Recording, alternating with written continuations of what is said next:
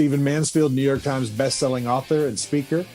To Naples, I'm the creator of Earthworm Jim. Tweet groups. I'm Victor Dweck. Joseph Carter, I'm the Mink Man. This is Dave Baker from Forged in Fire. This is Leanne Morgan. I'm a comedian, and this is why you should never. Don't ever. Not ever. Don't waste your time. Oh, you really should. Listen to those darling, yummy Reverend and the Reprobate. Hey guys, welcome back to the Reverend and the Reprobate. I am Lucas Pinkert, an actual pastor. Here with me is Did you just start the episode mid-story? Dan? Is it Dan? Is that how you say it? Dan? Danley Gibson, the Danley Reprobate. Gibson, the Reprobate. I'm not a good person. That's actually not true, but that's a funny line. Yeah, that's a funny line. It's my character, the Reprobate. Yeah, this episode we get to sit down with a mental management coach. Yeah, Troy Barnes. Troy Bassham. Your name is David Merrill, is that correct? I'm an idiot. So with Troy Bassham, who is Troy Barnes? I have no idea. Bucky Barnes is the Winter Soldier. Do we just start over?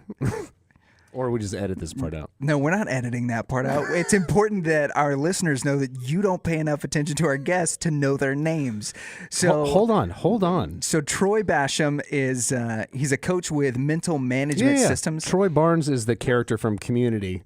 Troy and Abed is Donald Glover's character. That's Troy Barnes. Not who we have on the show tonight. So Troy Bassham is but someday a coach for Dan and Lucas in the morning.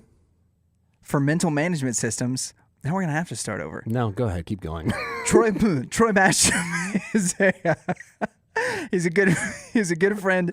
He is he's one of the head coaches at Mental Management Systems, which helps athletes, especially in precision and individualistic sports, succeed to get over a lot of their mental humps. He's worked with Major League Baseball pitchers, PGA golfers. We talked to him about some of the Olympic athletes that he's worked with, and his dad's Archers. story. Yeah, so Troy was a world champion in competitive shooting. He was an NRA champion in competitive shooting. His dad, who started the company, was a gold medalist in the Olympics. And Troy goes through what we thought was just really interesting because the book, there are two primary titles that they use, with Winning in Mind, which is a book that his father wrote, and then Attainment, which is a great companion piece to that talks about not just like some positive things that you can think about, but also a way to continue to live, especially if you're going down a goal-oriented path, continue to live in a place where you are constantly moving and looking forward to what the next thing is. Not that things aren't going to be achievable for you, because a lot of us, when we set goals, we're like, no, we're never going to get it, and it's always the next benchmark and the next benchmarker. He talks a lot about finding that when you hit one of those benchmarks, doing something to positively reinforce it for yourself so that the next time that you go towards a goal, that you are moving with more confidence. He talks a lot about it makes so much three sense circles. Too. It's absolutely brilliant stuff, but it's not just applicable after whatever the move is. Yeah. Looking at not looking at success oriented or whatever that, I can't remember how that's results oriented. Yeah, results oriented. Not looking results oriented. So which is what I do. So I'm really excited to try this. Yeah, the principles apply not just in athletics, though that's their primary field, but it's also stuff that we would take and we would want to apply to business, to any kind of leadership that you're doing. But also, they've got books on how to do this, and one in particular, how to parent champions. Yeah. So they've got some incredible stuff. mentalmanagementsystems.com. Troy is on the show. Check out Troy Bassham, and he does not get my coffee cup. This will make sense later. Hey, everybody. Welcome back to the show. Rev and the Reprobate podcast with me, your host, Dan Gibson, the Reprobate. Wow. And my co-host. Your esteemed colleague. / sidekick, other than my wife, who's my head sidekick, Lucas Pinkert. That sounds like a karate move, a head sidekick. It's a devastating finisher. I'm really excited today because we get to have somebody in studio, which has been months since that happened. Yep. And today with us is as the cup says, the man, the myth, the legend, the mental management guru, author, mental management coach, and world champion marksman. Sharpshooter. Yeah. Troy Bassham. What's going on, Troy? Not much. Welcome to the show, bud. So how did you learn to manage mentats? Was it from the Harkonnens? The what? He's making a bunch of Dune jokes. It's a He just very- read it's a Dune. He very just read nerdy- Dune for the first time. It's a very nerdy Dune joke. Yeah. Yeah, I'm not into Dune. Yeah, I can't. But I watched the first movie, and it just didn't do Oh anything. my gosh. I almost feel like we should start over, but our audience already doesn't appreciate your commentary, and so this will just make that happen that much Yeah, more. it's great. So, Troy, you work Mental for mental management systems, which the Mentats I'm sure could have used, but will not travel down I'm that sure that road. they do use it. You know, there's a show about sci-fi. That's what makes them so about smart and successful. sci-fi books and stuff called Alienating the Audience. Which I thought was pretty clever. Anyway, He's having fun. Yeah, Troy, Plus, he's the man. talk to us before we get into your career path. Talk to us about what you do at Mental Management Systems and what your company is all about. Because I have found this totally fascinating. Have read Me too. Both your and your dad's books, and they've been tremendous in my training and then helping with my what little business acumen I have. I could attribute parts of that to you guys. So talk to us a little bit about what you do. So we basically teach a system, hence the term mental management systems. That makes sense. And it all stems from the 1970s when my dad choked in the 1972 Olympics. And he's like, that can't happen again. Yeah. Never had a mental failure. And so he went on a 2-year journey interviewing Olympic gold medalists and finding out, what do you do different than everyone else? Found out these guys aren't just winning Olympics. They're winning most of the pre-Olympic competitions leading up to Olympics. And so he looked at it, coined this little phrase, 95% of winning is being done by 5% of the participants. Why? Package that together. The answer is mental management. He used that from 1974 till he was basically forced to retire because of eyesight. If you can't see, you can't shoot very well. Yeah, that makes sense. But he was an Olympic gold medalist, right? Yeah, in 1974 he qualified for 15 events in the World Championships, which there's a total of 15 events. Came home with 15 medals, 8 of them gold, number 1 in the world. 2 years later wins the Olympics in 76, set a national record that held for 14 years, and pretty much dominated for about a 6-year period. And then by the end of the 70s, people are like, okay, you know something here. Can you tell me? And he was like, yeah. And so it's going to take 3 days to teach you everything you know. And anyway, 3 days. Yeah, 3 days. He taught this one guy, David Kimes, who was a shooter, world champion. But he's like, look, if I know what you know, I think I could set a world record in the 78 World Championships. Well, my dad wasn't going to be able to qualify for the 300-meter event because he wasn't at the Army Marksmanship Unit. For those listeners who don't know who the Army Marksmanship Unit is or what its purpose is, it's basically a specialized unit that the Army has at Fort Benning, Georgia, that trains shotgun, pistol, and rifle shooters to dominate national and international competition. And from the late 1950s, from 58 all the way to the 1980 period, in international rifle, we dominated pretty much everything. Won the 64 Olympics, won the 68, won the 72, won the 76. World Championships dominated, held every world record at one time. So we were dominant in that area. Well, my father, after he wins the Olympics, the Army, because they do great, smart things, decided, let's move you to run a hospital in Texas.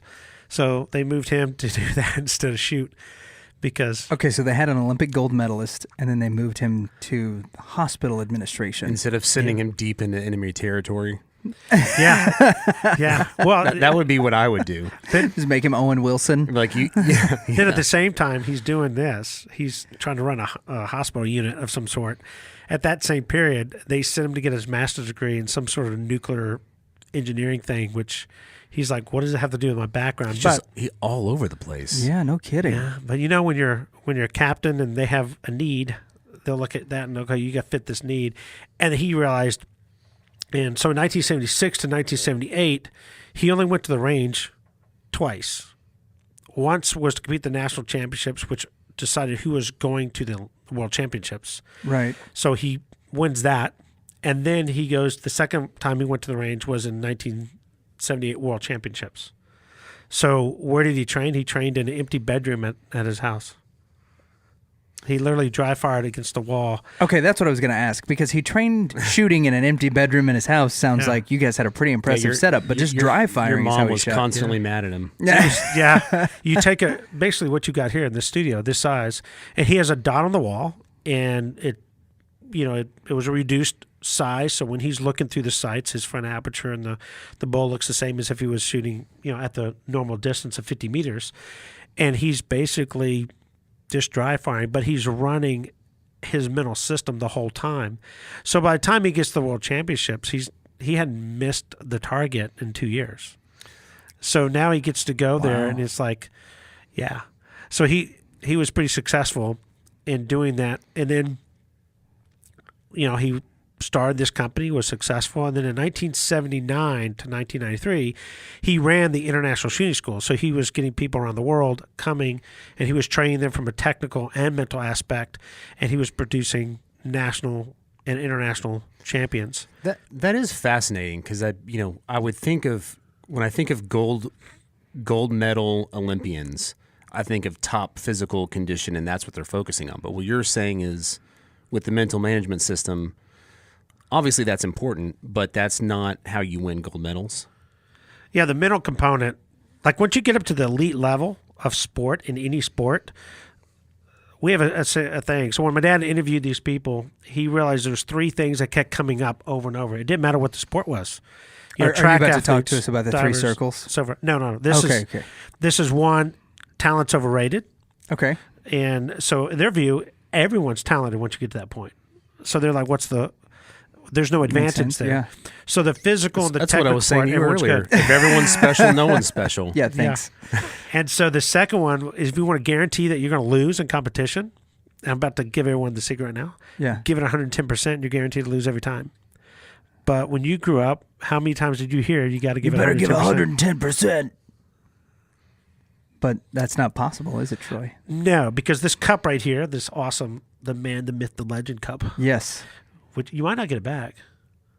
That's I don't know. okay. I'll have to It can be check our it out gift to here, you. But anyway, if I were to ask you, I'll give you Danley's cup. yeah, Danley goes, thanks. So if I were to ask you, pour 110% of liquid in that cup, what's going to happen? It's going to spill over. And it creates a big mess. Unless you're really good with the meniscus. But I don't know that you could get 10% extra. Or if I'll just do what I do with Dr. Pepper when I pour it and go, just suck it up real quick before it pours over. What's the meniscus?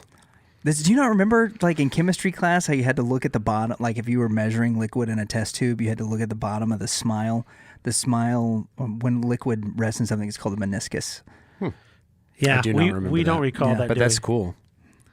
Okay, I'm sorry. Glad you remember that. Yeah, thanks. Anyway, Troy had a cool story about how 110% is. Yeah, but doesn't hold on exist. real quick. Oh, man. Was that a nerdier joke than mine? I got neither. Impartial. I got neither. Okay. All right, go ahead. I equally did not understand both of them. How about that? Back to 110%. Yeah. Your audience is now going like, oh, I can't relate to this guy because he didn't get those jokes. No, they didn't either. That's the reason. We don't know why they're listening. So, yeah. Now I know why you'll get along so well. Yeah, exactly. Yeah. So we're both nerdy idiots.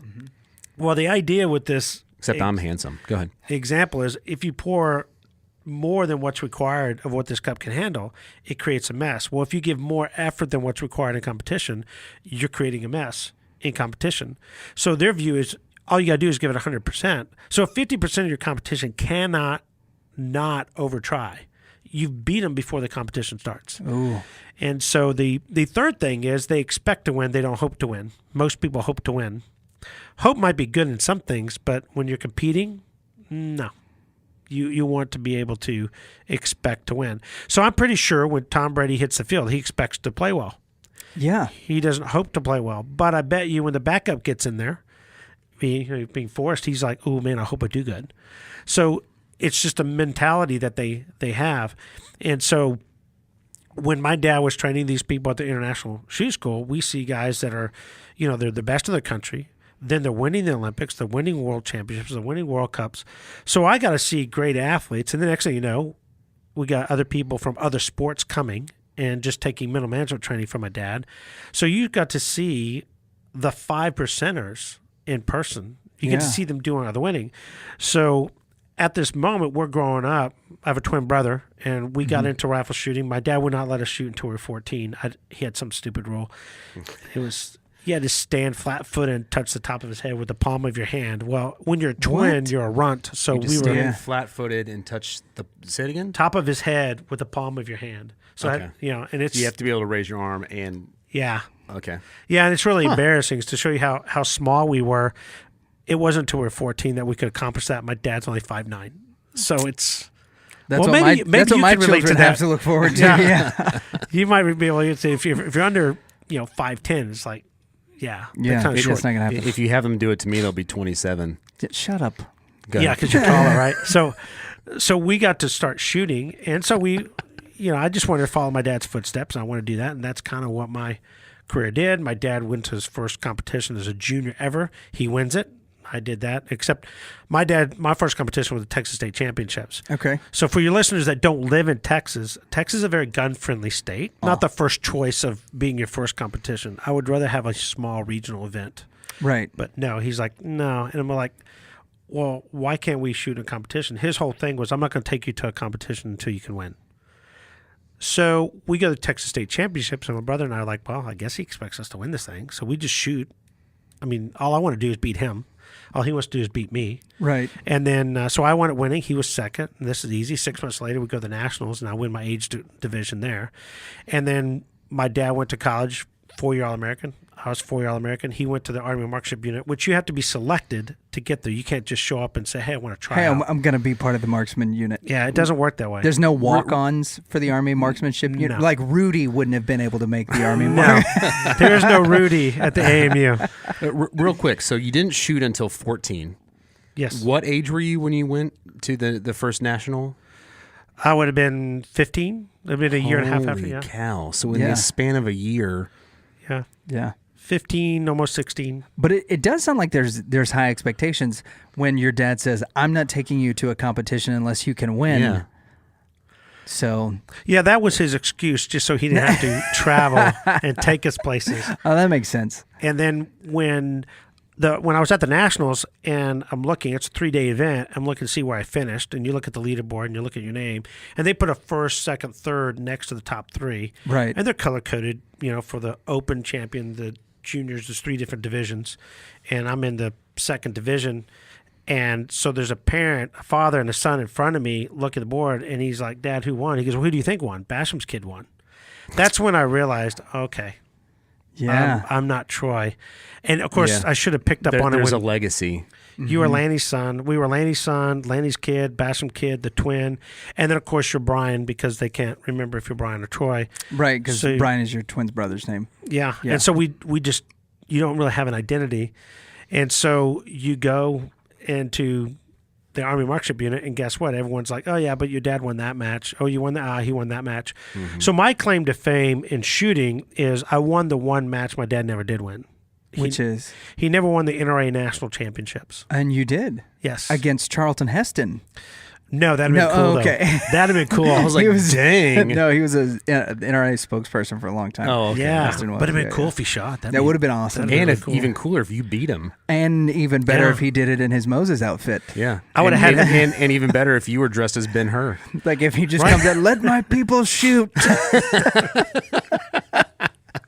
This is Moses' funny. big quest in the 20th century. So Yeah. that's something you did that your dad never did was Yep. was the NRA championship. I did that and became the second person in history to win it back to back. Nice. And then did not compete so I won it twice, did not go the third, and then I won it in three times in a 4-year period. yeah. And so set some national championship records. So that was cool. That's kind of what separated me. The world championship title I have is actually a 300-meter event that is a military world championships, which my dad had also won. So it was kind of cool to win that event, because the best shooters in the world in 300-meter events, they're all military. Yeah. It's too expensive to train for that event. Well, and it's also, that's not a typical shot that a civilian makes. No. Like if I'm out deer hunting or whatever, my rifles are sighted in at 100 yards, and if there's anything much over that, I'm probably not even going to try it. and right? you're using a scope. Yeah. I'm shooting 300 meters, which is 330 yards, which is end-to-end end zone, end-to-end end zone, end-to-end end zone. Right. And I'm hitting a 10 ring that's the size of your cup. So it's about 1.5 inches in diameter. And without a scope. Scopeless. Without a scope. And what Iron sights. caliber is it? I used a 308 for Ooh, half my yeah. time there, and then I went to a 6.5 BR, which it's kind of like a 308 with less kick. And How do you even see that? You're saying 3 football fields. Yeah. yep, How 330 do you yards. even see that? Well, all you see is a circle. It looks like a little bitty dot, and it's through you've got a front sight that has an aperture with a hole in it, and then you have a rear sight, and you line those all up. And if it's lined up perfectly and you squeeze the trigger off and don't move, if you're sighted in, it's going to be a 10. And the mental management portion of that is training. Training your mind to where you don't say don't miss right before you shoot, or say I'm freaking out, Yeah. or you see the guy next to you, and because now, luckily I was shooting when they switched over to electronic targets. So when they went to paper to electronic, you could see the guy's target. I mean, because his monitor's right there. And you could see how he's doing. And then there's a leaderboard off on the side. Oh, man. So you can tell where you're at and where you're shooting. So it's all about, let's make people aware of where you're at. And then it tells you, you shoot your first 5 shots, 10, 10, 10, 10, and then you shoot 10 shots, and then over your head, which you can look up and see, it says 100 or 99 or 97. So if you look up and make the mistake of doing that, and you're like, I got a 96, and the guy next to you has 100, well, you're automatically thinking, well, I'm 4 points down. Yeah. Well, if you keep thinking results, you're probably not going to win. Well, this is one of the things you were talking about is, and I thought this was going to come up in your 3 points that your dad was consistently getting, is you guys are very big on not scoreboard watching, especially in individual competitions. Yeah. Yeah, it's all about being process-oriented, not result-oriented. I mean, being result-focused is important to set goals. Right. Obviously, there's a time and place to think about results, but during competition, you want to think about process.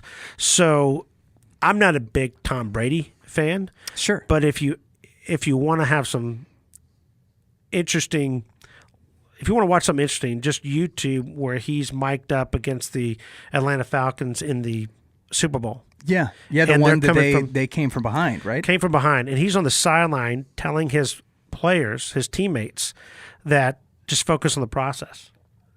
He's not looking at the scoreboard. Then, of course, we live in the Dallas-Fort Worth area, and I'm a Dallas Cowboy fan. I like Dak Prescott, but I became a fan, like a true fan of Dak, when this year he played against the Cleveland Browns, and he's mic'd up, and on the sideline he said, he walked over to one of his offensive linemen where they're all sitting there. He says, "Hey, we get to look at the scoreboard after the game. Yeah. Let's just focus on the plan. On what's going Let's on. focus on the drive, on the process, whatever, how he worded it. But he worded it really good. And this is the matter when they're behind and they're trying to come back from behind. He's not focusing on, hey, we're 4 points back, we got to score a touchdown. He's Right. not focusing on that. He's focusing on, let's run one play at a time, move forward. I'm like, okay, that guy gets it. Yeah. So- And this seems to be a common characteristic in high-level performers across the board, whether it's people that are in sports, whether it's chess players, or if you're looking at like C-level executives within organizations. And this kind of hits on like you've got your 3 rings on your shirt, the little embroidery there. Yeah. That are so those are the 3 circles of mental management, which are the conscious, the subconscious, and the self-image or the Yeah. ego. So which one of those 3 does scoreboard watching affect, and how do those 3 circles interact? Okay, 2-part question. First, Yes. the first part question you for is it knowing could that. affect the conscious and the self-image. Okay. The reason is because if you look at the model, if there's one thing my dad was a genius on, he figured out how performance is generated, and he talks about how the relationship from the conscious, subconscious, self-image work together. So if you're thinking about something, like in the beginning of doing anything, you're doing a lot of thinking because you do not have any skill yet to do it. Right. So you're consciously training the subconscious in the beginning. But at the same time this is happening, you're sending imprints in the self-image. The self-image takes all these imprints and it determines what it's likely to be like. We call it comfort zone. So you're over time, as you're getting better and better, the self-image is taking all these total imprints and figuring out where you really are. And a lot of times people skill level is at one place, but their self-image, their confidence of where they should be, or their belief of where they are, is not at that level. I'm having It's this somewhere issue else. right now with my wife. Like, no lie. So Kirsten she loves chess. And I decided that, hey, we'd play chess together, especially when we were in quarantine, kill some time. I never beat her. Not once. She slaughters me every time. Since then, I've gotten the chess app. I've got a chess.com. They got some lessons. I'm learning how to play chess because I at least want to beat her every now and then. Well, I'm ranked slowly over the last several weeks, have moved up to where my chess score is 1,400. So I could beat Beth Harmon when she was 7, but not when she was any older than that. If you watch the Queen's Gambit, I can't do good against her whenever she entered into middle school. But if you give me the child, I can probably win a game against her. When she first met the janitor. Yeah, when she first met the janitor. You could kick her little butt. I could have beat her that first time also. But See, I'm not as confident that he would have. What about you? Yeah, probably not. So my ranking for a fictional character. Yeah, she's not bad. But my score is, as far as the way that you're ranked, is higher than Kirsten's by several hundred points. I am mentally defeated as soon as I sit down across the table from her because I've never beat her before. And I overthink every move and end up losing every time still. Because you've created a self-image that's like you to lose to her. That's exactly right. So that imprint that I've created because I lost to her so many times, and even though I know that I should be able to beat her, I'm already defeated because the imprint, the self-image is you lose at chess to your wife. You win if it was a Star Wars related game, but at chess, game over. Yeah, and it's probably good to continue to lose in chess. Yeah, I think so. With her. I might get one victory, and then I'll take a few lumps after that. What about Borderlands? Who's better? Oh, I am, objectively, Yeah, okay. better at video games than my wife right now. But she's catching up because her character is really intense. Yeah. Lilith is no is joke. hard to beat. Yeah. So, but it does So fit. that's a similar kind of thing, right? Yeah, but it goes where we're looking at these three generating performance. Well, if we take that, and if you look at the logo that we have, they're all same size and they're connected. Right. So in the performance model, it just shows it starts with the conscious, trains the subconscious, and then you go down here, the self-image where they're sending imprints, and then that all generates performance. But in reality, if these three areas are balanced and working together, you're going to perform at your best. If they're in balance, you can't perform at your best. So when someone comes to us, first, we know skill is not the issue because why are you coming to me? Right. Unless you're international rifle and, I can help you with that. But when it comes to, our sports, we work in just about everything but international rifle. Yeah, as far because as you the guys middle have game. done archery. You've had some very successful archers. You personally have coached a couple of Major League Baseball pitchers. One who had one of the most lucrative, if not the most lucrative, minor league contract ever. Yeah. And PGA golfers, and then as well as junior high students that are looking as, you start in an area like archery, for instance, or a repetitive sport where you're looking forward and you're like, all right, if my kid at 14 really enjoys this, if they continue to be good at it, then when we're, or when they're 17, 18, this might be the way that we pay for their college. Yeah, absolutely. And then what I like about the high school athlete, it's a revolving door. For everyone that graduates and leaves, there's another one coming in. The exciting thing as far as the world we live in today, as far as competition is concerned, is every avenue has gotten so good that it's hard to get an advantage over your competition. Can you really get better equipment in golf than your competitor? No, everyone has access to the top equipment. Right. Can you get a better coach than me? Maybe 30 years ago, but today, if you were like, hey, Troy, I want to put my son into golf, here's my top 10 list. They all live within 100 miles of you. Yeah. So.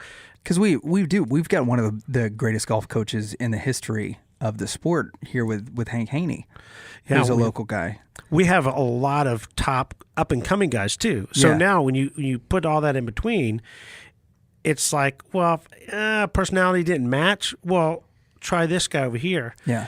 So you can look at fitness. I mean, look at the advancement in physical fitness. They're matching up this, core technique of training the body physically to help you technically. Yeah. Well, that's the one that's where I used Yale's program. Yeah, the area that's missing right now for most people is the mental game. Most people, when they look at the mental game, they think, I need to see a psychologist, or hopefully specifically they look for a sports psychologist. We're not sports psychologists. We don't come from a psychology viewpoint. We come from a performance viewpoint. Our purpose is how's performance generated, conscious, subconscious self-image. If they're in balance, which we ask them to draw it out, so if a person's got a big conscious equal to let's say they have a strong subconscious and the conscious is equal to that, meaning they're not overthinking or underthinking, they're thinking appropriately, but their self-image is small. That means they really don't believe they're as good as they are. Yeah. They have doubt. We call that the frustrated expert. Of course you're frustrated because you're good, but for some reason when you get in a competition, you doubt. It's going to show up. Me when I play chess with my wife. Exactly. I'm the frustrated expert. But then this will happen. You'll gain the confidence that you can beat her, and you have the skill level to beat her. But because she's your wife, Yeah, all of a sudden you're distracted. definitely. There's And so- several complications. So you're like, Why are you lighting candles during the middle of our chess Exactly. game? What's happening right now? And so it takes nothing for the mind to drift. And so now it drifts off, and then you're unfocused. Right. Well, then you're not going to perform your best. So there's different, examples you could have. So when someone draws it out, I know it's either going to be probably a conscious issue or a self-image issue. Mm-hmm. Once I know that, I can develop a plan to help them improve their mental game, which at the same time is going to help improve their self-image. So most people, when they go train, I say at best they're practicing. They're only working on subconscious skill. They're not working on focusing and building the conscious mind, and they're not concerned about protecting and building self-image as they train. So you should work and build on all three areas. If you build all three of those areas while you're training, after a few years, you're going to be hard to beat. So you talked a little bit about the expert that loses. What'd you call it? Refresh my memory. Frustrated The expert. frustrated Frustrated, expert. Yeah, myself. I'm the chess expert I'm actually not. She's gonna just wipe the floor with me again. What are some other names? Well, I wanted to know specifically about the silent assassin. Yeah. Because you'd mentioned this before, and this is, I think, That's something what that I am. I think this is something that Daly and I can relate to. So what is the silent assassin? All right, so the silent assassin is a person that I'll use a golfer, for example. Okay. So let's say that they hit a bad shot, and they look like they're just stoic. They're like, you would think it's in the middle of the fairway. But as he's walking to the ball, he is killing himself inside. He's just beating himself up so bad that I call him the killer assassin. They don't need anyone else to bring him down. Right. They do it to themselves. Very common among young athletes. You'll see some, first of all, we want you to look like you're in control and that kind of stuff. Right. If you look the part, you at least can hopefully become the part. But if you're not doing that internally, you're basically the silent assassin. You're killing yourself internally. And that happens a lot in sport. And the reason why is because that individual doesn't understand self-image. And so if they don't understand self-image, then of course they're going to talk to themselves that way. They hit a bad shot and they go, oh, I suck. Okay, then what's the imprint that went into the self-image? Well, you suck. Well, just telling the guy, Lucas, just don't do that anymore. Just don't say that. Yeah, right. Did you see how far I just hit it over there out of bounds? I'm not. If you're like, don't say you suck. Okay. Yeah, that's not. This gonna is a person stop I'm not going to listen to internal anymore. self-flagellation. Yeah. So- Well done with the multisyllabic word. Yeah, Man. I'd get hit on the head several times. In, Neanderthal poetry for Neanderthal. So, silent assassin, the frustrated So expert. how do you stop that? So when someone doesn't understand self-image, Yeah. and they are beating themselves up, how do you, as a coach, come in and correct that? Shot caller. So, yeah, that would be fun. I wish we could do that. That would be so much fun on our part. So the first thing I do is I draw out the model and show them how performance is generated so they understand what imprinting is. Right.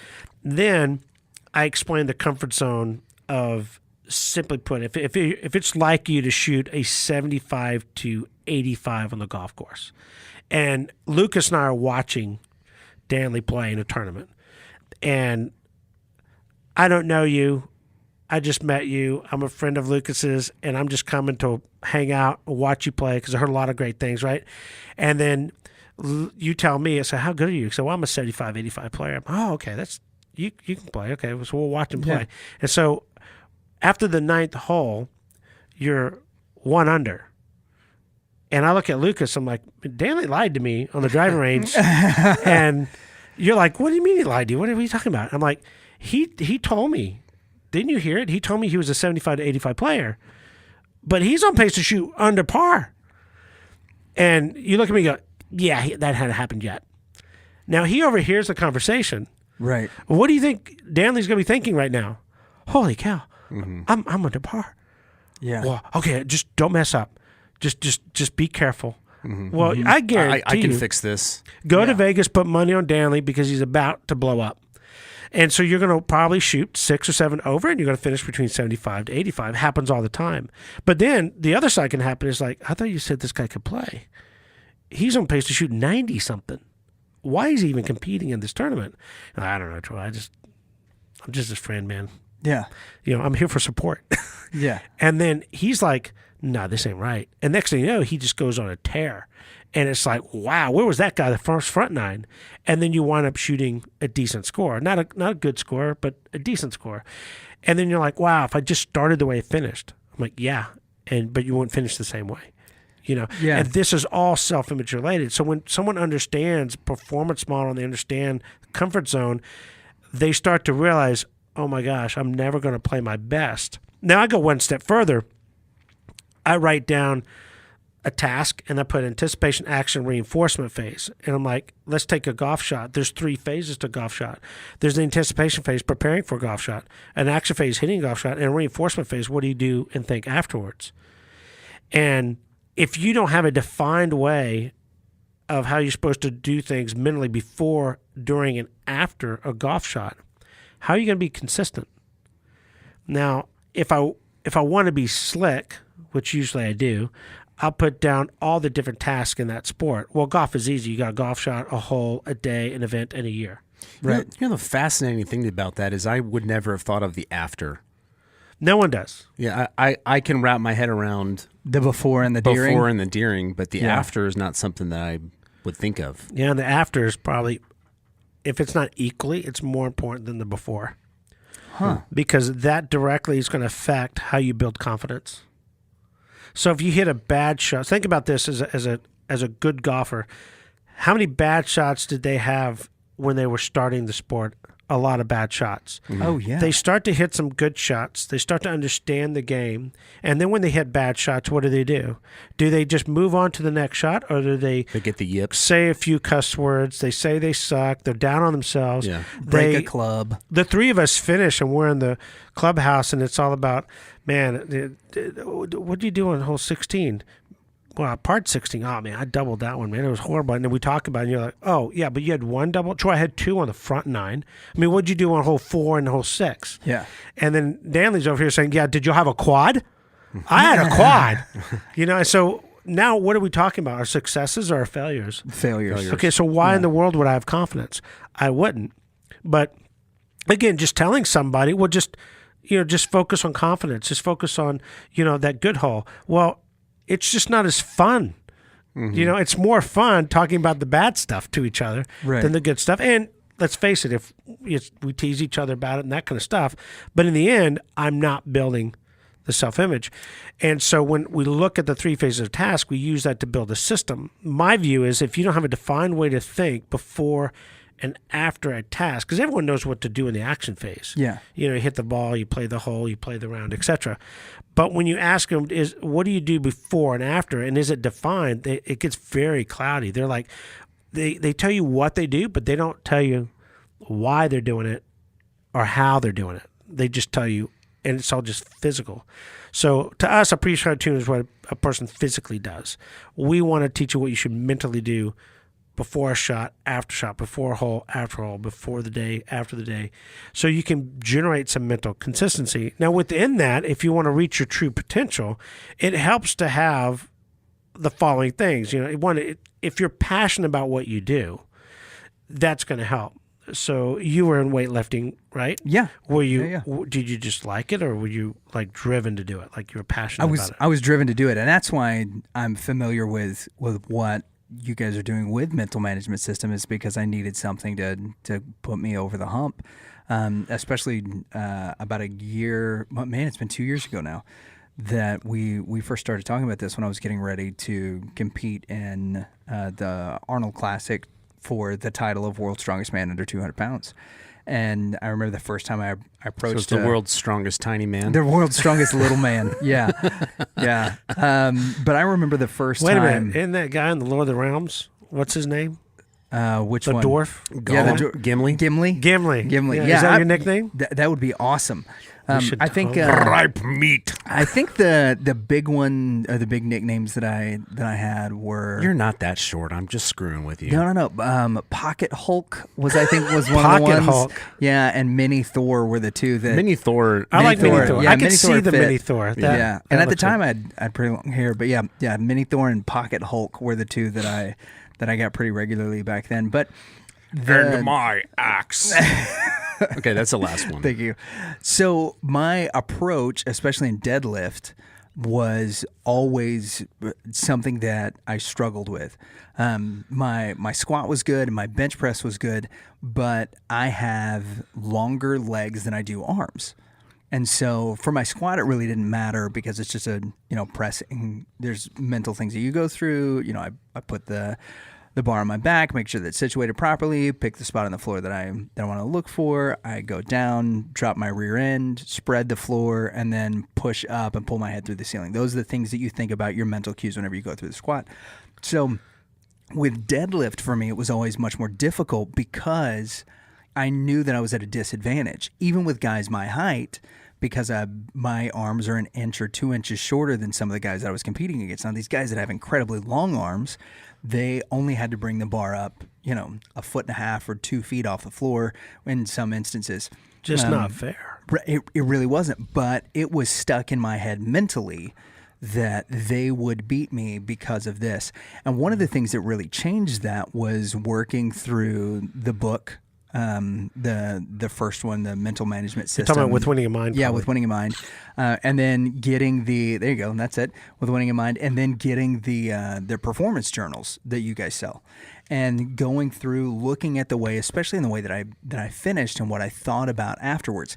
Because I might finish up a set with 495 pounds and have deadlifted that, 3 times. 495 pounds? Yeah.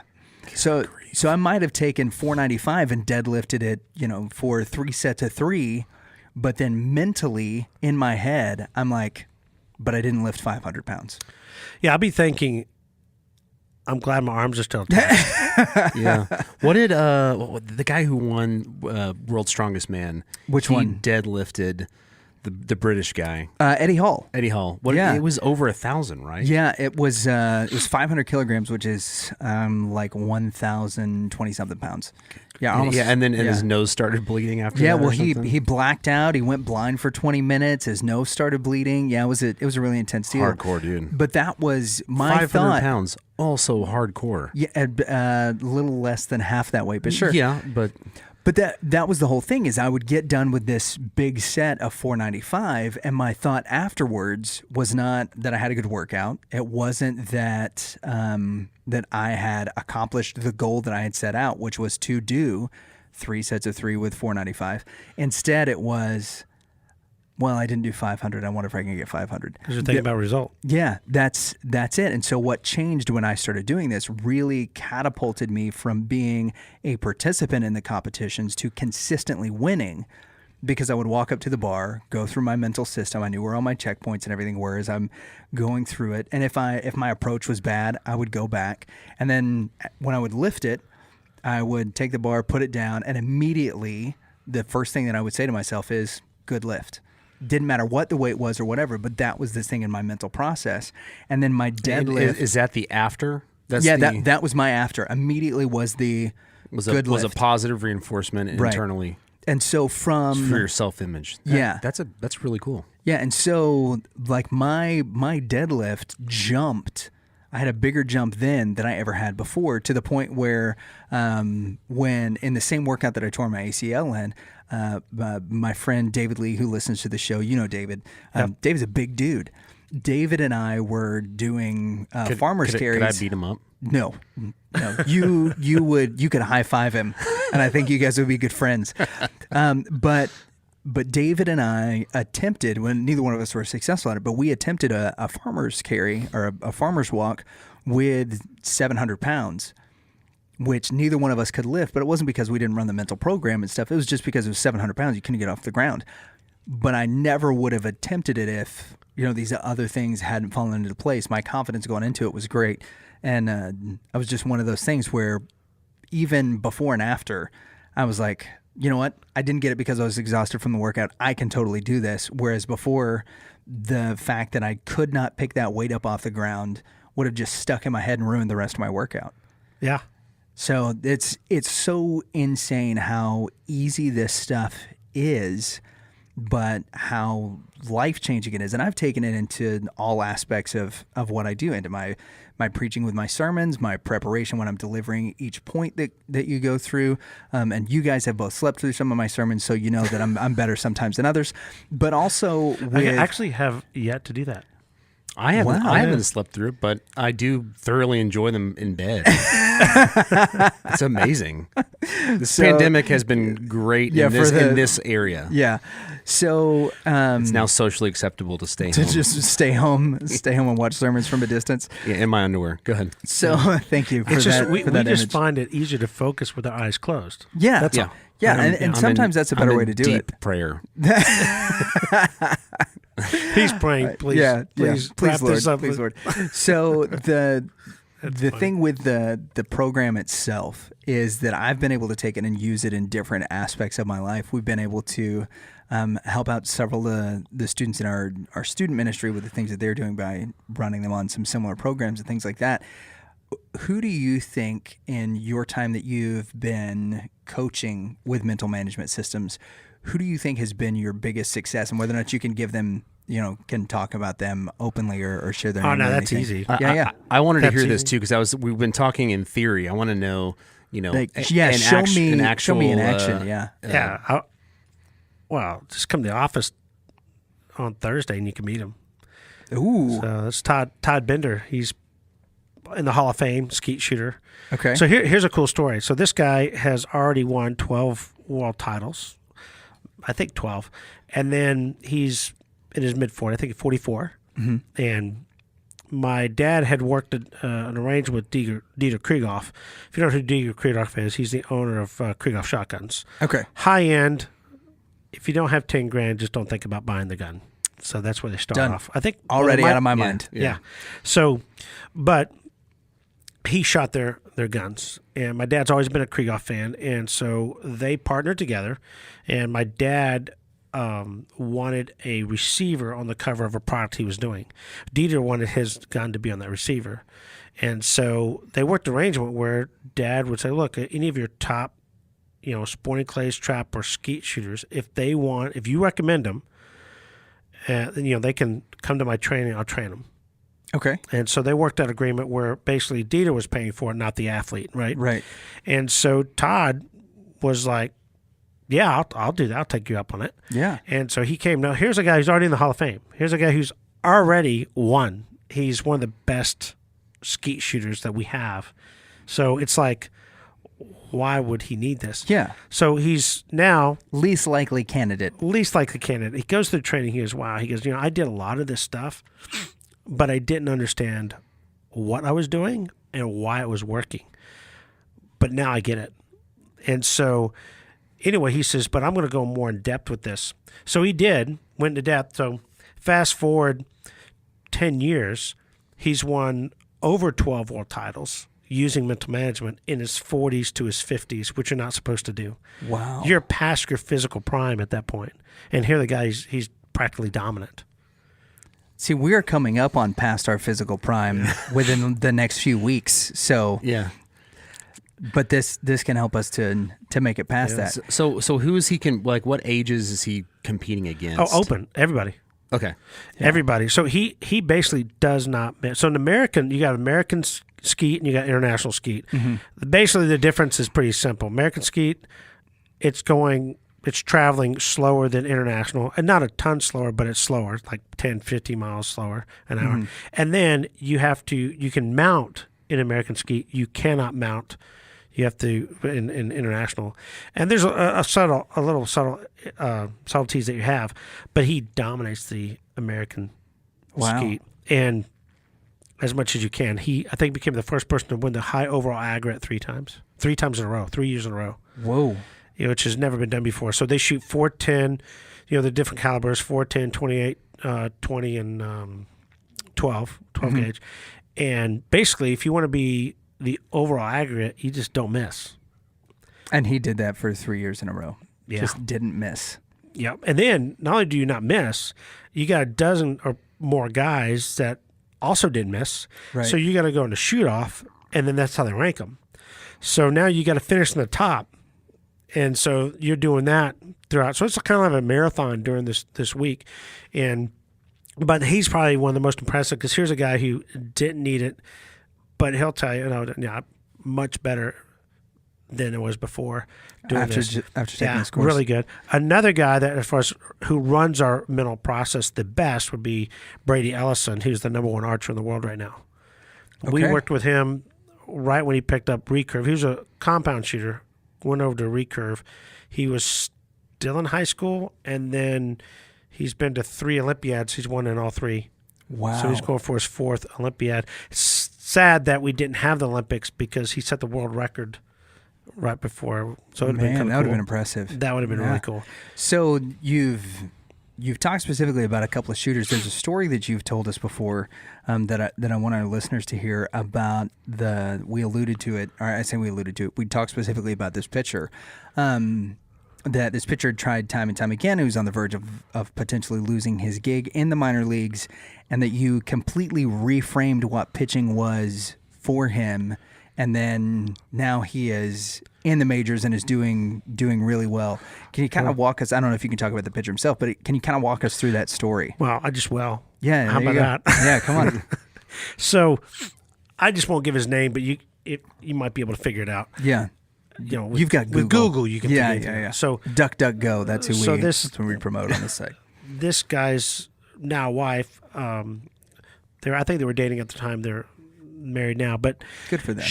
When she was competing in pageantry, she was one of my sister's clients. My sister, when we say middle management works for everything, one of our biggest client bases is pageantry. Heather does all the work with pageantry. And so that's Miss America, Miss USA, Miss America, Miss Outstanding Teen, everything like such as. Yes. Yeah. Okay. Yes, exactly. Did you get that, Danley? No. Oh, that's the Miss Teen South Carolina video from yeah. And the U.S. and the Iraq and everywhere like such Iraq as don't have maps. Yeah. I do. Not one of Heather's clients. No. Okay, no, she was not. And so, but I will say this: it's because she freaked out. Yeah. Mental block, and said that if you have a conversation with that contestant, you actually find out she's pretty bright. Yeah, pretty smart lady. Just smart and so forth. But got a little tongue tie. Unfortunately, that on-stage question is probably one of the big mental. That and the mental component we don't see in pageantry is the interview, and that constitutes, I think, for like 35% of the score. Yeah. And you said you don't see that, or you're saying you don't see it. It's not televised. They don't tell you anything about it. So there's a panel that's probably that changing. Interviews these people. I don't know. And so you don't see it. Well, because they got rid of the swimsuit competition in. Yeah, which the ratings immediately went down, didn't it? Yeah.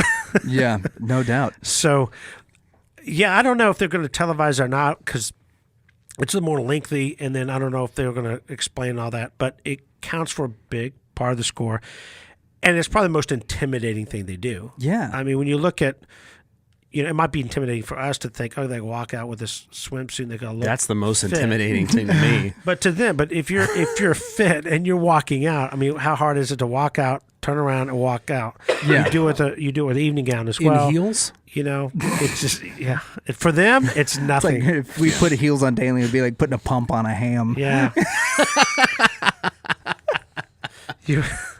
Actually, that would be hilarious. That would be pretty awesome. Yeah. I'll do it. We'll come up with a new pageant. Yeah, we'll save it. Daily, and then I'll talk about world peace. Yeah. So she runs that whole pageantry division. Right. So, going back to what areas do we work on? Well, if you're competing, middle manager is probably for you. Yeah. So anyway, this gal, my sister was working with her. Super fantastic person. If you ever met her, just super, and she's a Southern girl, so she has that Southern draw, so it's kind of which I grew up in the South, dangerous. so I like that. It's kind of fun dangerous. to talk to people that like that. Southern women are the best women. Yeah, I would tend to agree. And so I'm married to one. So are we probably all three of us. Yeah, all three of us are on the right track. So the interesting thing is that here her now husband is 6 year in AA, playing for the Dodgers, and which is a long time to play AA ball. Yeah, but he was drafted out of high school, so he did not go to college. Which, of course, if you're drafted out of high school, you could probably gone right to college, got a scholarship, and that kind of stuff. But I'm sure it's a really tough decision to do that, and but he chose that route. I think it was a good route after the end. But anyway, he's AA. You're not really making money. Yeah, you're single A. You're probably just barely surviving. And AA, you're probably surviving. AAA, you probably have the potential to make money. AAA is it's really misleading because you got guys, multimillionaires that are there getting ready to go back up to the majors. And then you got guys that are been moved up that really ain't get paid much, but they're trying to get into the major leagues. Yeah. And his whole thing is he was not having a good year. Well, when you've been in that long, it's just one bad game to be tossed, whatever. So she's like, you got to work with these guys, the system and blah, blah, blah. And they really helped me. They can help you. And he's like, I'm not talking to a psychologist. I've already done that. Not doing it. And just don't want to. And then finally. But you guys aren't I'm psychologists. not letting anybody in my head. Yeah. That's what he was thinking. Yeah. Right. In his mind. I don't need to know how the baseball is like some issue I had with my dad 30 years ago, and that's why I can't pitch, right? Yeah. I mean, to be fair to the sports psychologist, I don't want them thinking that. They come a long way from where they were back in probably the 70s when it was in infancy stage. There's much better psychologists now that work in the sport. The issue is that most of these elite level athletes are like, well, what have you won? And they're like, well, I haven't won anything. Well, then why should I listen to you? Yeah. So this is an advantage that I have over them, and they're coming more from a psychological, emotional issue. We're coming from performance or winning issue. Yeah. So Troy, what have you won? Oh, I'm just world championships. Also, you could shoot him from 3 football no fields problem. away if he doesn't. Not a problem. Up. Just with a pellet gun. Yeah. So when I talked to him the first time, he was skeptical, and I just asked him the question, "What's the object in pitching?" I don't play baseball. I played one little time when I was in 6th grade. Sure. And it was enough to know I'm not doing that sport. Yeah. Just not gifted enough to take it. So I'll stick with soccer. There you go. With shooting. So he told me, he goes, we'll strike the guy out. I'm like, really? He's like, well, what is it? I think he probably added something to that. Sure. And I'm like, isn't pitching basically throwing a specific pitch at a specific location that you and the catcher agree to? Well, when you put it that way, I'm like, so why do you care if the guy hits it? Why do you care if the batter hits it? Well, because if he checks out of the park, Troy, it kind of, affects your career. I'm like, but can you control him? Can you control if he hits it or not? No. No. What can you control? You could control that pitch. So my question is, what if you got really good at consistently hitting that location with the specific pitch that you agree to? What would that do? Would it make it harder for that guy to hit the ball? He goes, yeah. Well, then that's what I would do. And then he's like, all right, break this down how this works. Yeah. So then he agreed to work, and we ran through the middle process, created a middle program, which basically it's like, when I asked him, I said, so what do you think when you're on the mound? And he's like, well, that depends. I'm like, depends on what? He said, what depends on what the count is? I'm like, okay, so if it's 2 strikes, no balls, what are you thinking? I got him. He has no chance. Okay. Like, it's done. Yeah. Okay, sounds pretty good to me. Confident, right? Right. Except for the fact that it's result-oriented. Sounds good, right? Then I said, okay, but it's 3 balls, no strikes. What are you thinking? He goes, you want me to be honest? I'm like, yeah. And so he said one word, and I'm like, really? You think that? He goes, well, sometimes I say it out loud. And And I'm like, Boulder Dash. yeah, exactly. Fudge. No. So the Christmas Story, right? yeah. Oh gosh, darn it, I should have done better. But it's all based on the result. And I'm like, what if we changed it to where we can define the optimal thing to think about that promotes that you get the result you want? How about we do that? And he goes, well, how do you do that? And so, we run him to the process of running a mental system, and we divide it in two parts: preload, mental program. And then he goes, and all of a sudden he's like, okay, performance was a little bit better. And okay, he goes, so what do I want to do? Just keep doing what I was doing before. I'm like, okay, so how well did you run that? He goes, well, I think I did this. It's all subjective. Right. I'm like, okay, so the goal is next game, just do a little bit better. And so from week to week, he started getting better and better because he's not worried about what the guy's going to do. What the batter's going to do is irrelevant now. What's relevant is, okay, I'm going to run this thought process. I'm going to throw this pitch, and if it doesn't work, I'm going to go kill this guy in Texas. I'm pretty sure that's what he's thinking, right? But if it works, then get back. Well, his second half was good enough to where he made the All-Star team in the AA. Well, then because of that performance, he got selected for an international summer tour thing. He actually went into a summer league in Dominican Republic, played well. They got picked up on an international team that went to Japan.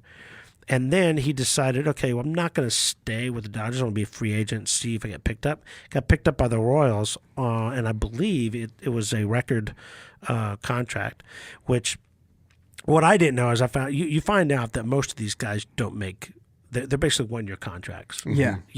So they don't make at these least big in the minor long-term, leagues. even in majors. Yeah. So he's been now with Unless the you're Royals. a superstar or something. Yeah, when you're like the homecoming king of home runs, then you're making that. Or if you're the stud number one pitcher, they want to lock you up for 5 years on a contract or whatever. You get the multi-year deal. But he winds up going up there, and then of course what they do, they put him in AAA for a little bit, and then they call him up. Well, that's a high pressure situation. But he performs well enough that like, okay, we can't let him go. So they sign him up for another year, and then now he makes the 23-man roster. So he's full time now on the. Stay the whole year in the majors, and they're like, okay, well, we kind of like this guy. They kind of had to because he set Royals record. He had 2 back-to-back innings where he struck out 6 batters, which has never been done in Royals history. That was kind of cool. Wow, yeah. But then they pulled him out. They didn't put him in the third inning. Well, how did you put him back in the third inning? So he's a relief pitcher, and he's going into an intense situation to where it's like you're probably having to stop the bleeding. Mm-hmm.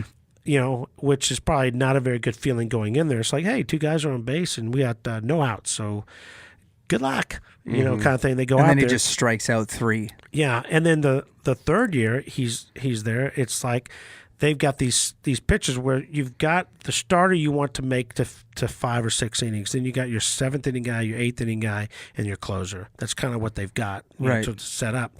And so he kind of made a niche for that 7th, 8th inning guy. The setup guy. Yeah. And so now it's like, okay, looking pretty good. Now, with the COVID situation, don't know what's going to happen moving forward, but I would imagine he's at least going to, still be on the Royals be dumb not to keep him. Yeah, well, he's won a World Series with the Royals now, correct? No, so this was after they had the World Series. This is his last 3 years. Okay. Yeah. So he's still playing. Right. And he's still young. He's probably in his, I think probably upper 20s maybe. Yeah, and these guys have long careers, but he went from AA ball to now making a name for himself, continuing in contract and being in the hunt at least with a good Major League Baseball team. And it all came down to the way he thought about a single pitch, which also will help you manage those high-pressure situations. Mm-hmm. And what was his name again?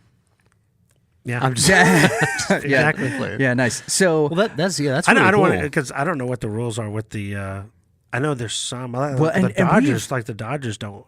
I think it's the Dodgers. They don't want their players working with anyone outside. Yeah. So this has been a really weird thing for me. Like as we wrap. Is you're sort of like the secret sauce for a lot of these players. Yeah, we're Yoda, Obi-Wan. Yeah, so that nobody talks about. No one knows exist, secret. but when you find them, you turn into Luke Skywalker. Yeah, like I've looked up several times how to make cane sauce, and they don't advertise it. Right. It's very, very similar. They want you to go to their restaurant and they want you to get it. And right? to get it. Same Enjoy thing it. now, Yeah. Chick-fil-A sauce and the Whataburger spicy ketchup, they all come in their own bottles. So, but you're kind of like everybody's secret sauce for the people that you work with. So you're only seeing a lot of the clientele from the junior high and the high school level that gets turned over because parents talk. Yeah. But one major league pitcher is not going to go to another major league pitcher, even if they're on the same team. Yeah, because they're only competing for so many spots. Correct. Right? And tell you, oh, you know what? You should talk to my guy Troy. He could really fix stuff up. Instead, he's going to be like, well, you know what? Maybe you just don't have it anymore. And that's one of the things that's so weird about competitive team sports on the highest level, especially within positions, is, if he's talking to a shortstop, he might recommend you because there's no chance that shortstop's going to be a relief pitcher and that's going to make the team better. But if he's talking to another guy in the bullpen, he's not whispering your name to anybody for fear that, and now, if they do now he name, loses his advantage. If they do name drop, they usually name drop guys that don't help you. So right, which is crazy. It's I gotta share a funny story. Thank you. Gotta share a funny story. Okay, so I won't mention the guy's name because he's a tour player. Yeah, golfer, I appreciate that. But, I appreciate you not telling us anything. But it's so this guy, I get a phone call from a swing coach, says, hey, you need to work with this guy. He's got to finish the top 5 because he's got the top 25. He's got to finish in this next tournament. Okay, great. Well, his next tournament is next week. Whoa. So he says, not a lot of time. I need you to call him, talk to him tonight. TikTok, and Troy. See if you can get him in the office this week. We teach a system. Normally, it's a 2-day immersion course that we do. It's not a 1 hour and I'm going to fix you. Is it like 8 hours and there's a lunch break? Yeah. Okay. Pretty much 9 to 4 nonstop, and we usually have lunch with the client. Conference room A, mental management system. Conference room B, ski resorts in Vail. Bathrooms around the corner, down the hall to the right. And then Primerica's in there somewhere. Yeah, but his coach is familiar because he's worked with other guys that we've worked with, and so this guy has a team of guys that we know, and so he's just like, can you just talk to him and see if you can get him on schedule, and hopefully I'll buy into it. Okay. So I talked to the guy, and I asked this question to everybody. So what have you done with the mental game? Because what I find out is, I typically ask people is what percentage of what you do is mental? And usually I get a high number, like 80, 90%, whatever. Mm-hmm. It's normally a high number. We've probably interviewed 30 PGA Tour players, and we've asked them that question. They all say 90, 95% of the game because by the time you get to that level, everybody can play. Right. So it's up here, not talent's not important, like you said earlier. Exactly. And so here's a guy that's our motto for this podcast too, but for totally different reasons. Exactly. I'm stealing it. You run with it. So I asked him that question. He says, oh, it's like 90, 95% of the game. Okay, so if it's 90, 95% of the game, I can now assume that you spend 90% of your time, money, energy, effort on the mental game. No, I haven't really done anything. I'm like, so who have you worked with? He's the only person I've ever talked to about mental game is Aaron Rodgers. And I'm like, the quarterback for the Packers, Aaron Rodgers? He goes, yeah.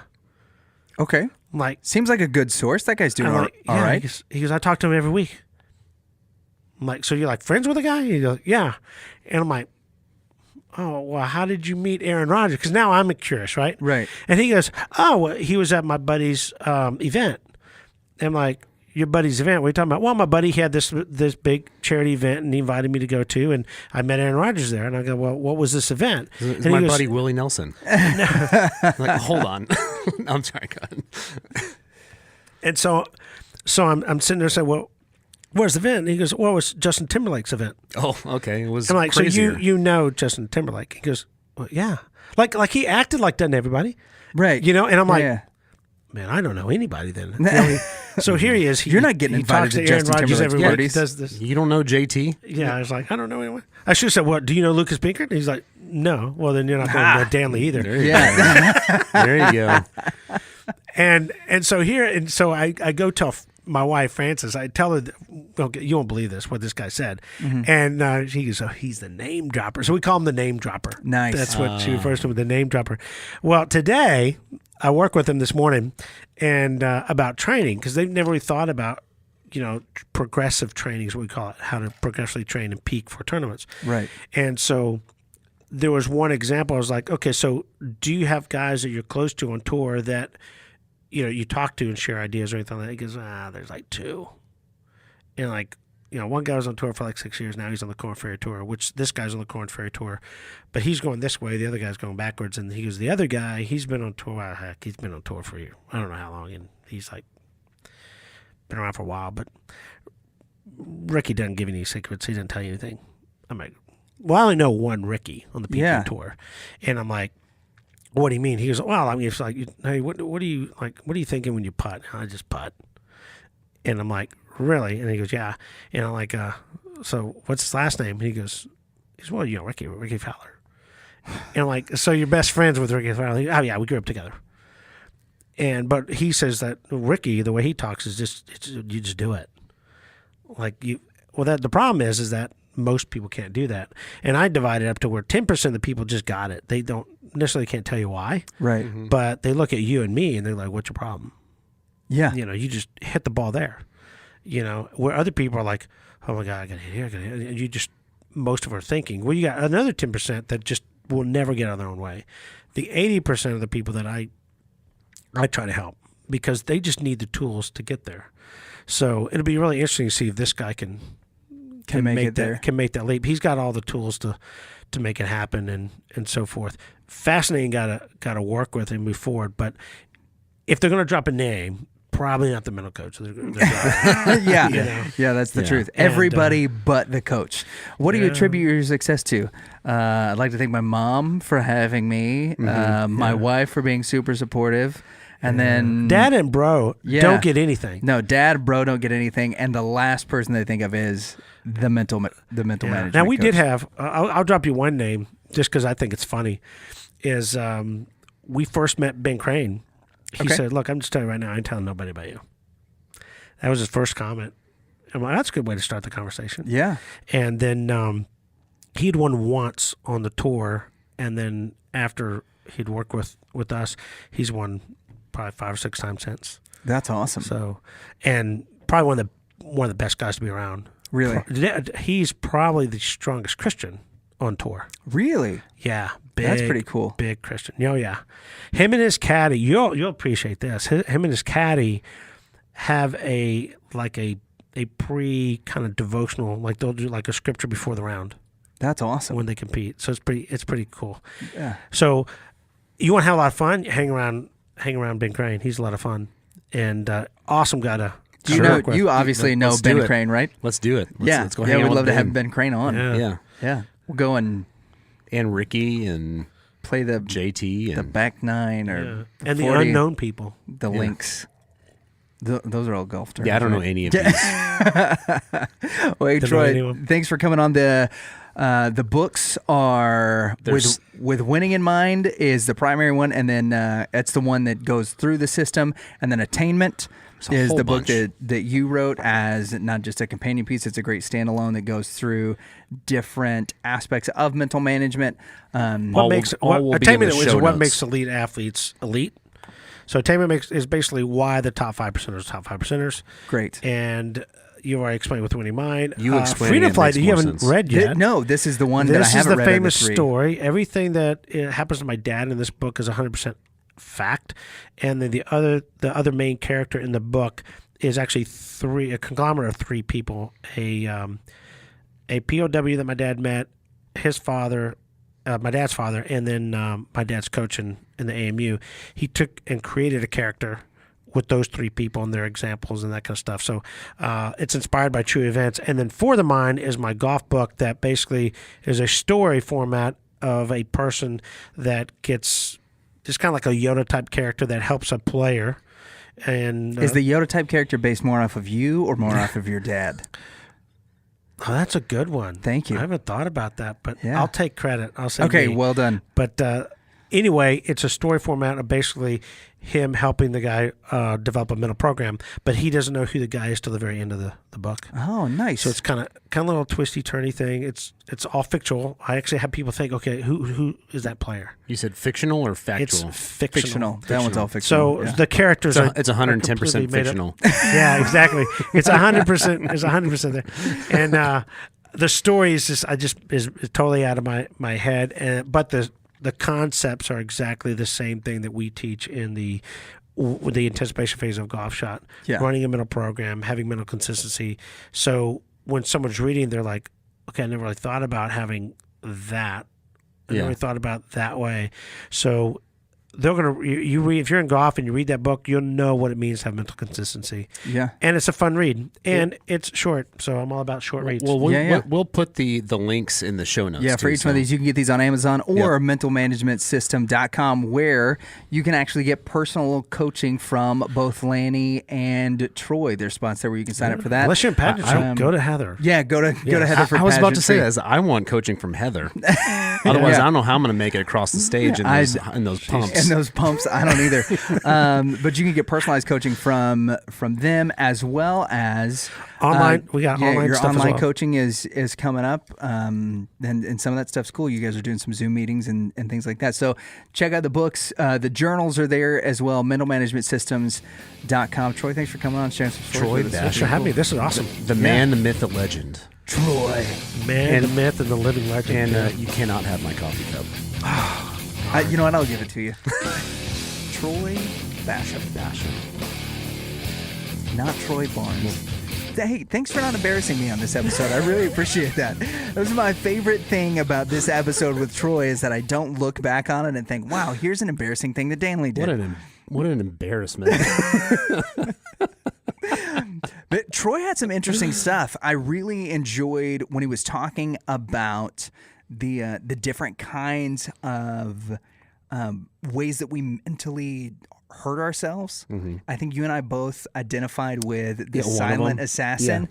Yeah. Oh yeah, they're like, on the outside we're calm and we're cool, and yet inside we're like, it. oh man, you they nail it with freaking that. idiot! How in the world did you make that mistake? Nobody's gonna have confidence in you. You're a terrible leader. You're never gonna succeed at this. Yada yada, and how much that diminishes our ability to then, whether it's golfing to walk to the next hole, or for us in practicality, whether it's walking into the next meeting. If we have totally just belittled and berated ourselves because we had a bad meeting, what do we do going into the next meeting that's going to keep us from continue? Yeah, from making things progressively worse, not just on us, but on all of the people that we're leading. How's it not going to make it worse on our families when we get home and we've just had this terrible day and are self-defeated, and Kale, your kid, is always excited to see you, and is mildly excited to see me, but super excited to see my super hot wife. Yeah. And we all are. Yeah. So when that happens, how those little things affect you throughout the day, not just because you didn't have any control over any of those things, because you do, but because mentally you've just been beating up your self-image all day, and so it's affected your conscious and your subconscious. Thinking about it in that way. Mm-hmm. The end goal is not to get a certain result. It's to do the process that you've outlined already. Yeah. And execute it the same. I think viewing it too, he talks about the three circles. So you got the conscious, the subconscious, and the self-image. It feels a lot less like philosophical mumbo jumbo. It's just whenever practical. you put it that way. Yeah, there's practical mechanics It's all to practical. Yeah. That if you do this, if you practice well, if you view yourself as a champion, if you're visualizing the things that you're going to do, this is not if I picture it and I think about it in my dreams, then I'm going to win it. No. As you're going through the process of doing what it is that you're supposed to be doing for your sport, for your business, or whatever, then the potential for you to be successful in that is higher. Like, well, that just makes sense. But working at the mechanics of it is really difficult, because especially from a personal perspective, it's not often I can look at the person in the mirror and say, you did this really well. Yeah.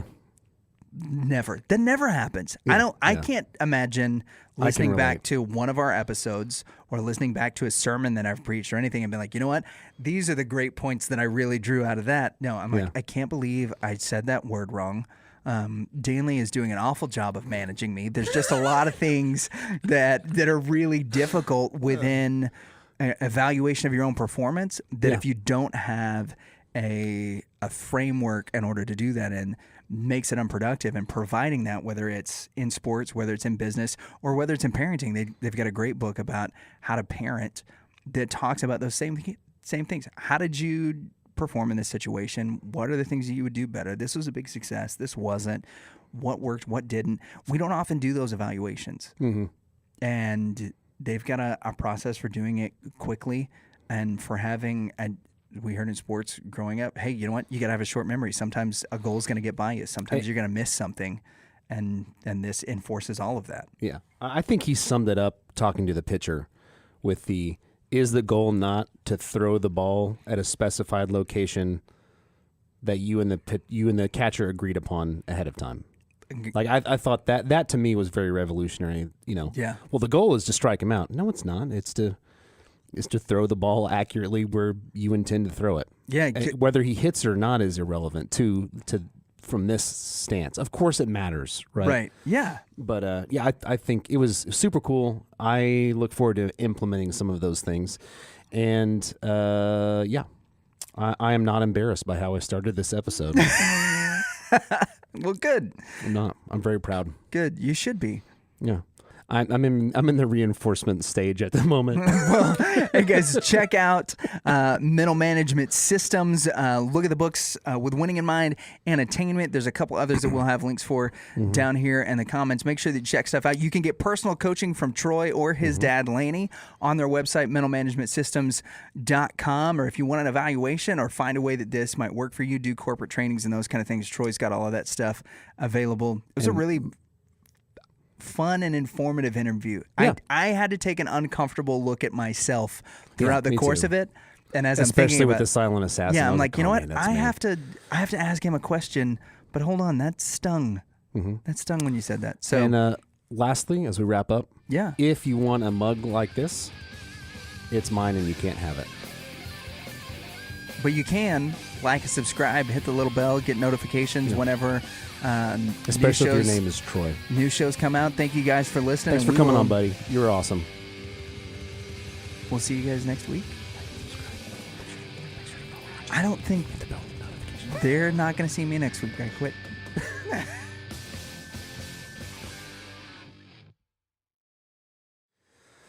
And there was a big puddle, and the driver in front of us went around, and I had my Aunt Julia in the back seat. Yeah. It was Chris, Julia, it may have been just them three, and I just went into the puddle and then drove out, but it was making a lot of noises, and then it broke down, and we had to get another Jeep. And what happened with the other Jeep? Did you break it? I don't know. Too? I got on the cruise ship as fast as possible. I was like, I am not getting questioned in Mexico. About what happened to the Jeep? That's Yeah, probably we're not out of about- here.